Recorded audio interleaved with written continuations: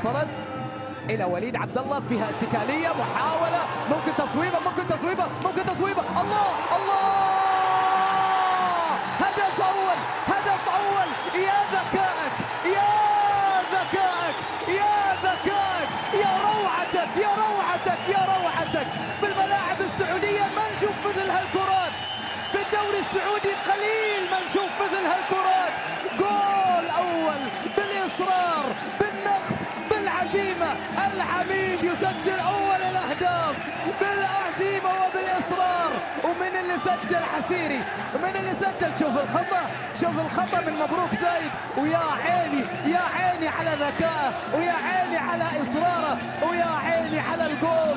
هدف جميل وروعه، حكايه حكايه حكايه هالجول، حكايه هالجول. وليد عبد الله هو من دخل الكره، لكن برافو برافو برافو العميد، برافو العميد.